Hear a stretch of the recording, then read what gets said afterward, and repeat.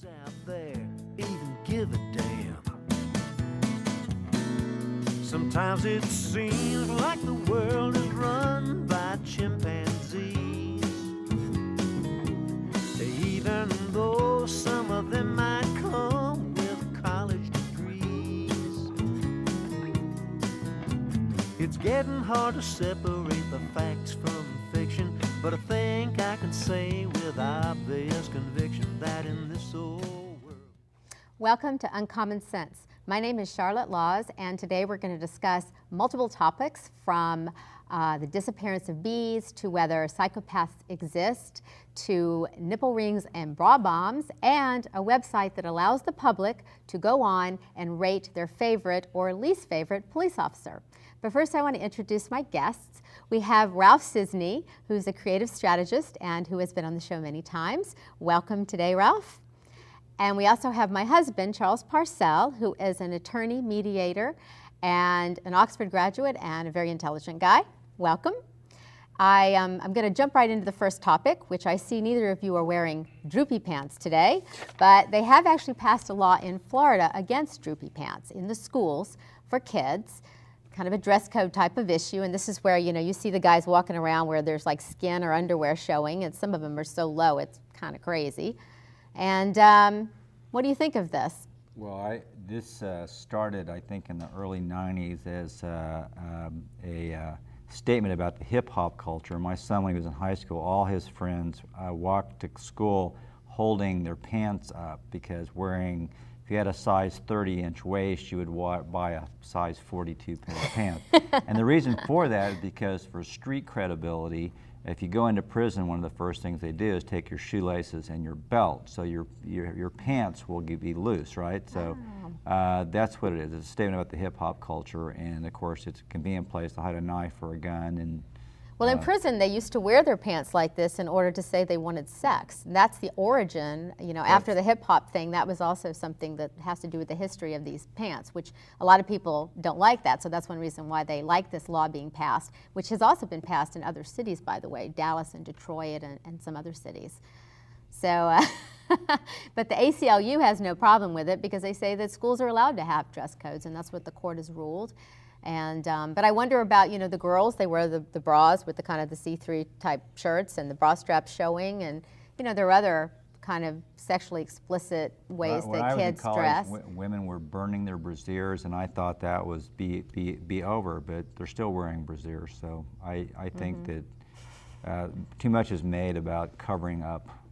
But in schools, they have to maintain discipline. So I think that requiring people to have their pants up on their hips is reasonable. It's reasonable. Also, a lot of times for proms, you're not allowed to. Some schools will not allow you to wear strappy dresses or strapless dresses, that kind of thing. And the kids for proms, it's like the average cost of a prom that kids spend now is like $1,300 for a prom. They spend $550 for a dress and their hair and their makeup. And I remember when my daughter did this, it was really ridiculous. Even when I got married, I didn't have someone do my hair and my makeup, but for her little prom, she had to have that done. So, you have any opinion on this matter before we move to the next issue, Charles? Well, I noticed that tops have been heading northwards and bottoms have been heading southwards, so that the bare midriff is become very popular. My own opinion is that this works very well for girls, and I could be accused of some kind of bias. As for whether the boys wear droopy pants or not, I really couldn't care less. Well, on that same subject, actually, we have the incident with the nipple rings at the Lubbock, the airport in Texas, in Lubbock, where they did the metal detector and the woman's nipple rings got caught up in that, and she was told that she had to remove them. And she removed one, but the other one she couldn't do, and they gave her some pliers, and she said the male security guards were snickering in the background, and so now there's a lawsuit, and Gloria Allred is representing this woman, and the TSA has apologized, and and there are other incidents that are similar. There's actually a guy that only had one leg who went to an airport in Texas, and they said he had to remove his leg because they had to check for explosives. And he said, well, I need a chair because I can't sit, I need to sit down or I'll fall over. And they said, I'm sorry, it's against our rules to give you a chair. And so he couldn't take his leg off, and he couldn't get on the plane, and he left, and that was that. So the security at airports is perhaps kind of crazy right now. They say that there are such things as bra bombs, which apparently in Sri Lanka, some woman had a bra bomb and it went off and killed like 4 police officers and herself. And so now there's this alert about that. So they're trained at the airports here to detect that and to look for that kind of thing. But apparently not trained very well. That since we've had this heightened sense of security, we've been subjected to all kinds of inconveniences. And I think people have to have a reasonable expectation if they have piercings that they're going to get searched. The TSA people were not well trained in Lubbock because they didn't follow their own procedures. They should have taken her aside and had a female agent, look at them with their own eyes. Mm-hmm. So apparently she had a belly piercing too, and that wasn't an issue because the guy said he could see it. So they should have followed their own procedures, but obviously there's a reasonable expectation. Well, now they say they're not going to do that anymore. They're not going to make people remove their piercings in the future. No, but they should just take a look, and there are female agents right there. But I think a lot of it has to do with common sense. I mean, some people just feel like, oh, I've got to follow the book no matter what, and this is what the book says, and so we lose our common sense, and the idea of like, well, gee, we can just look at something rather than having to always follow the book and exactly what the procedures are. Gloria Allred's contention was for her client, the woman with the pierced nipples, which she'd had for several years, and so obviously the longer it has there, the more scar tissue builds up, the more problematic it is when you take it out. Right. Was if they followed their own procedure, they would have taken her behind the curtain and had a female TSA agent look at her breath and make an assessment. What do you think about nipple rings, Charles? Well, I think if I was a security guard, and I know I'm not eligible for a job like that. You're too smart, right? And I'd like to say in their defense that you never get fired by following the rule, and you can get fired by using independent judgment. However, I would welcome nipple rings once in a while, and it's by no means the only place where there could be rings and piercings. I would welcome a belly button ring. I'm told I won't even go further south, but you can be pierced in all parts of the body, including the tongue. The job of a security guard is stressful. Because nearly everyone is clean. Only once in a blue moon are you going to find a security risk, but you can't miss it. Right. And so, they learn the It's rule that they have to It's a follow. tedious job, so it's hard too because you've just got to stay alert. So I have every sympathy with the security guard, but I also have sympathy with the woman who had the nipple ring. It was an embarrassing incident. Yes, they should have said, we need a female agent, and she might have said. Well, they did have a female agent. There was a female agent that went back with her. That is true, but they said she had to remove the nipple rings. Yeah, so there you have a situation where you need a supervisor who will say, right. Is there any risk here? Right.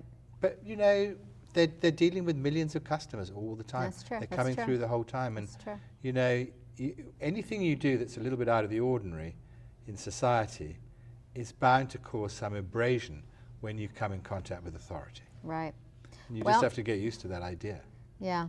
We have a situation of bees declining and something called colony collapse disorder. Something like 60 to 70% of the bees, they say, are now dying or have died in the United States alone, and it's hurting various crops. And Einstein says that once the bees are dead, then humans will die within 4 years.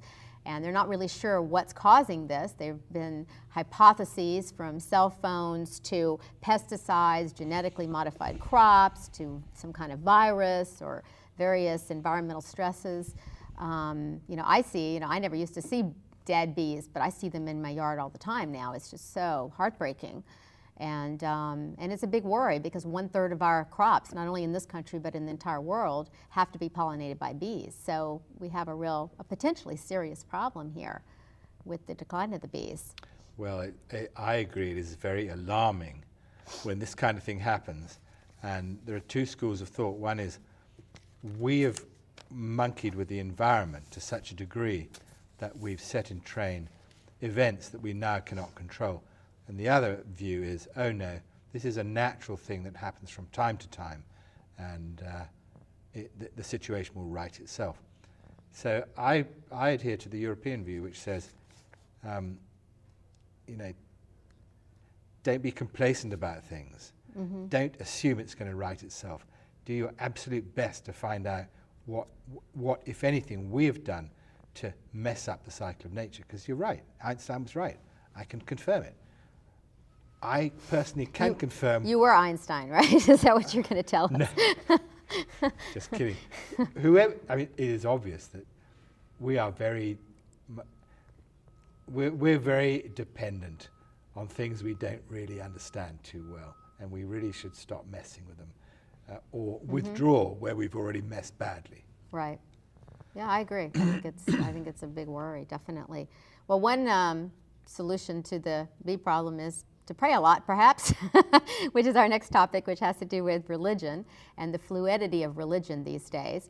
They say that a quarter of the people have changed away from their childhood religion. And if you add the Protestant denominations, then you come up with 44% of the people.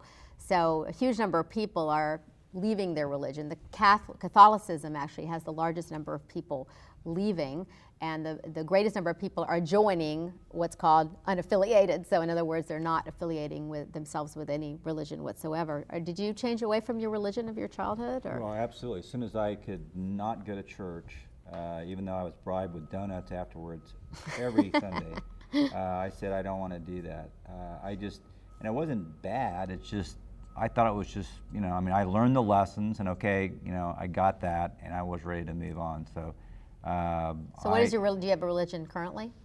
Not a church religion. I was raised a Christian, and I think I exercise those values, but I don't proselytize, and I have no interest in going to a church or joining an affiliated organization.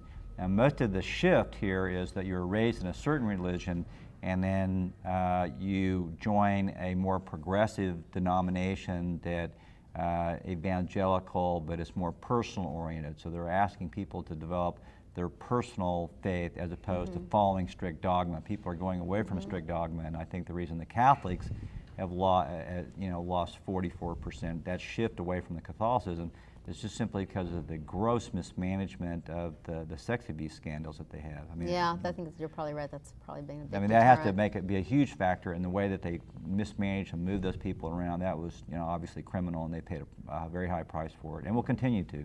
I think our society too. It's a very individualistic and very much built on choice and personal preference and personal choice, and our religion is just like any other consumer good in a sense, and people, as time has gone by, especially, they feel like, I'm going to choose my religion, I'm going to choose my new car, I'm going to choose my outfit, I'm going to choose, whatever it is, and it's just a preference type of issue. And I think that's why you get more fluidity and more personalization with personal, like there's a book called Habits of the Heart by Bella that writes about, something called Sheilaism, which is an individual religion that a girl named Sheila invents, which is her own religion of her own self. So you could have Ralphism and Charlesism, and that's more what our society is. Probably. Well, I would probably pick a better name. Well, you certainly, I agree with you that religion, like virtually everything else, has become a consumer item. It's a consumable, so people shop for the religion that seems to suit them. However, go back 400, go back to the time of the English Civil War. So that would be the 1640s. You find a fantastic proliferation of sects with some very strange names, many of which are still around today. The Countess of Huntington's connection springs to my mind, probably sprang to your mind too, as one of countless religious sects which drove the authorities quite wild because they didn't know how to deal with them. So I think these things go in phases. Yeah. You think after that there was a trend to kind of a much more uniform way. The Church of England, in the case of England, here we have the same thing with kids. We have the individualism of the generation of the 60s. And then their kids became highly conformist. I want security and I want it now generation. They're going to have children who are going to surprise them in ways they don't imagine. And I think it's the same with religion. At one time we thought the battle between science and religion had been decisively won by science. But no, we find out that we're quite wrong. There are still 1 billion Catholics. There are still, 1 billion Muslims. There are still a great many people who are very involved in religion to this very day. Yeah, there's also immigration changes things too. Most of the immigrants that come into this country are Christian, and they say the largest families are the Mormons and the Muslims, and they say the wealthiest are the Hindus and the most educated. Although I think probably the Jains of India, or there are many Jains also in the United States, I would think they would probably be the wealthiest and the most educated. They're just probably such a small group that they don't register on the scale. So well, as long as their religion isn't promoting the ethnic cleansing and the annihilation of people whose opinions are different from theirs, right. I say, okay, as long as you keep it to yourself and don't shove it in my face, I'm okay with that. Keep your hands to yourself. That's what go. Stephen Colbert said. I thought that was such a great line. The next topic has to do with psychopaths, which some people like Christopher Hitchens would say that religion and psychopaths are kind of, go together a little bit. Do you think psychopaths exist? I know that you do. We should first actually say what psychopaths are, according to the books. I know you've read a lot of books, Charles. I've read one book, The Psychopath Next Door was the one that I read, and you've read quite a few books on it. And these are supposed to be charming, seductive people that really only care about themselves, that narcissistic, grandiose sense of self-worth. They may or may not commit crimes. There are those who say that they tend to be at the leaders in society and the heads of corporations and that kind of thing, which I don't subscribe to. I don't even believe they exist, actually. I think it's a completely invented thing. But what do you think about this? Ralph? Well, I watched a profile, and I can't tell you why, because I guess I was on the couch and the remote was beyond my reach, on the BTK killer in Kansas. And he was amongst them and just living in the community, but he was a control freak. And I would say, based on my understanding of psychological pathology, that he was a psychopath, but he was like a hunter. He would cruise a neighborhood and he would see a woman, he would say, okay, that's the one I'm going to kill. And then he would wait. And I didn't... Well, that's part of my argument. He's a hunter. Okay, I mean, to me, a psychopath, according to the definition, that this is somebody who does horrible things or may do horrible things to people. But what about a hunter? What about somebody who works in a slaughterhouse? I mean, are they all psychopaths? If there is such thing, I would say they must be, because I can't imagine working at a place and killing thousands of animals per hour, cutting off their heads and hearing them scream in pain. There's a moral judgment. I couldn't work in a slaughterhouse. I had a friend in college that did that as a summer job and was paid extremely well, but his job was putting them down. And I said, how can you do that? And he said, I just have to turn off a switch in my brain. So he's a psychopath. I mean, according to the definition, I would say that that must be the case. I could never do that. But at the same time, I had a hamburger yesterday, and my once a month hamburger, and it was great. However, you're speaking out of both sides of your mouth.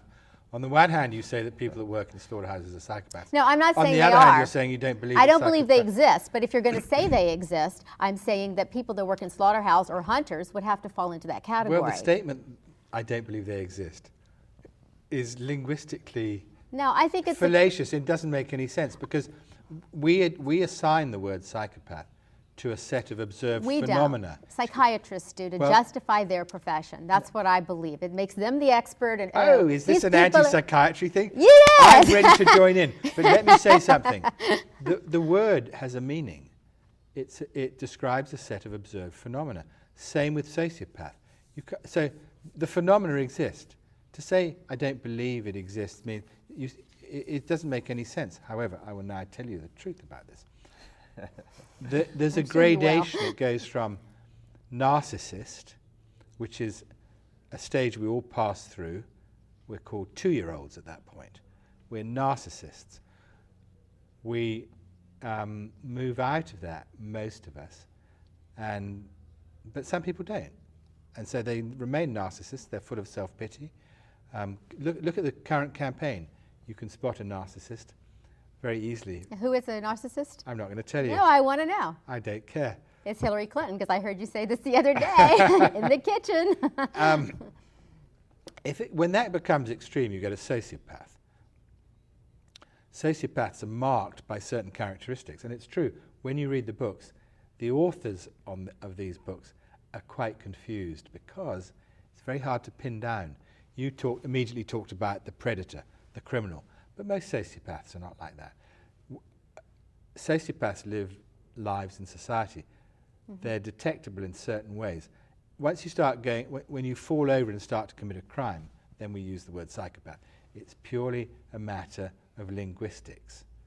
As for saying such people don't exist, of course they do, because you see it in action. I see it in myself. But you know, think about the Milgram test. Do you remember Stanley Milgram, who was a Yale psychologist, and he had this test where he would get regular people off the street who would come in and they'd have to shock this other person who was really an actor pretending to be shocked if he didn't get the memory. There was like a memory test, and every time they'd get it wrong, they'd shock them. And the scale would go all the way up to fatal, XXX. And it was a huge percentage. It was like 66% of those people off the street executed that actor because they were told to do so. Are they sociopaths or psychopaths, or they would observe them? They would fall into the category. That's 66% of the ordinary person. Yeah, but they're lemmings. There's such a compulsion in society to be accepted and to do what's expected of you, as opposed to exercising your free will and your judgment about what is the right thing to do. And that's a foundation. I think that when people have psychological disorders are off the reservation. Exactly. This has nothing to do with a diagnosis of sociopathy. The point of the Milgram experiment was to show the truly fantastic deference given to authority.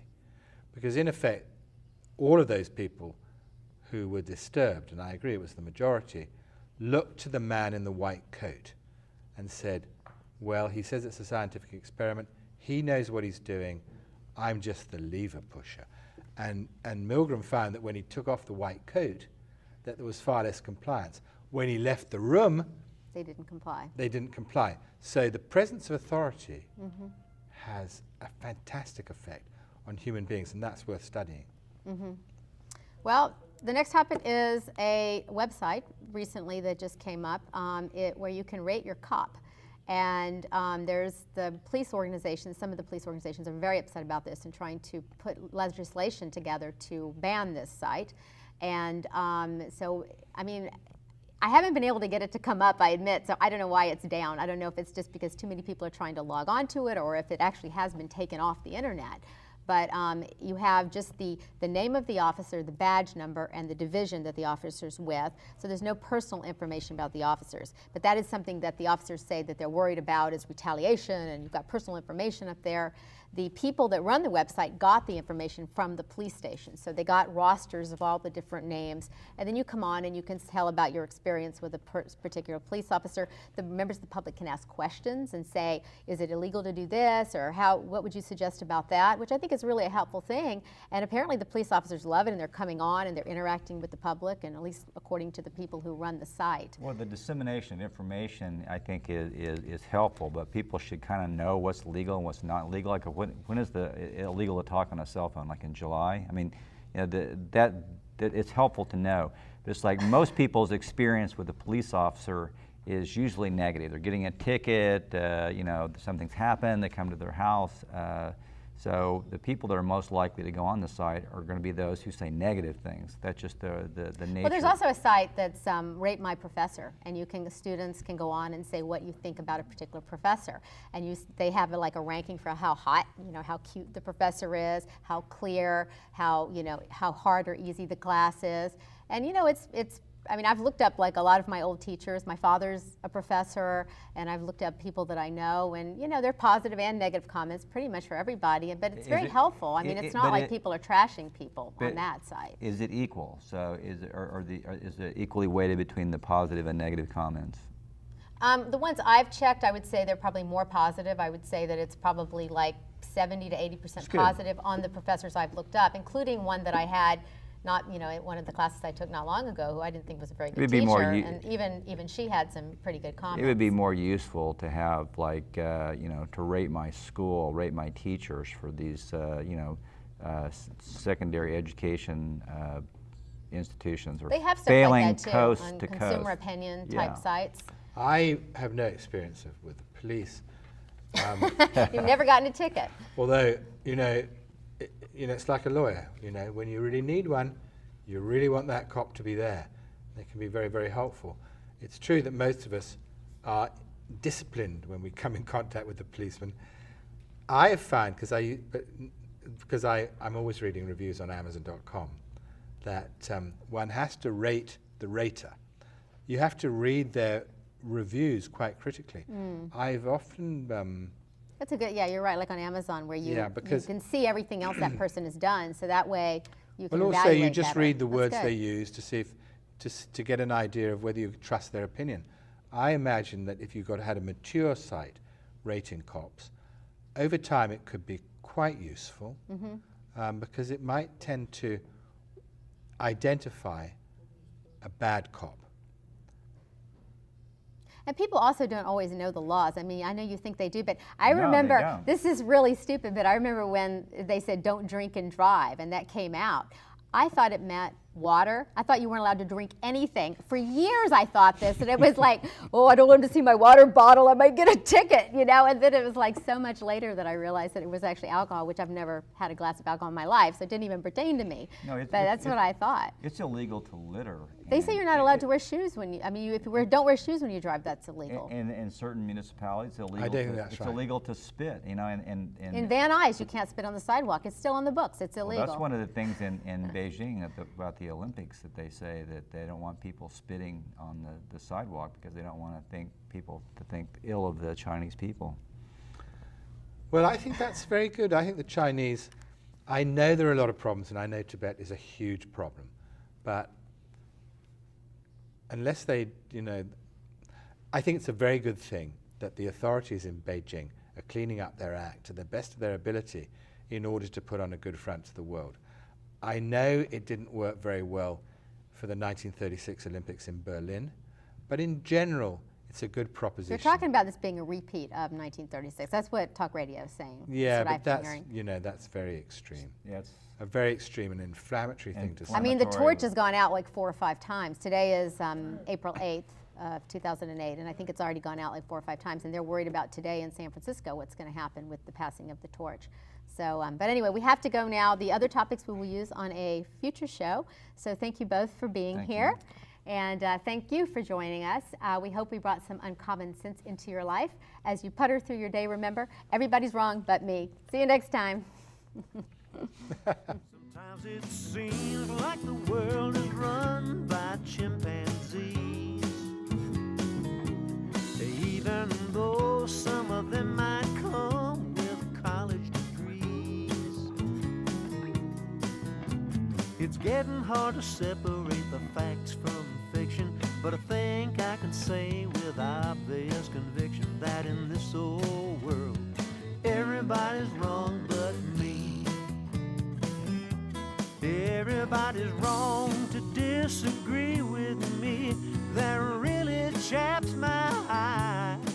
I thought it all through so very carefully. There's no point even considering the other side.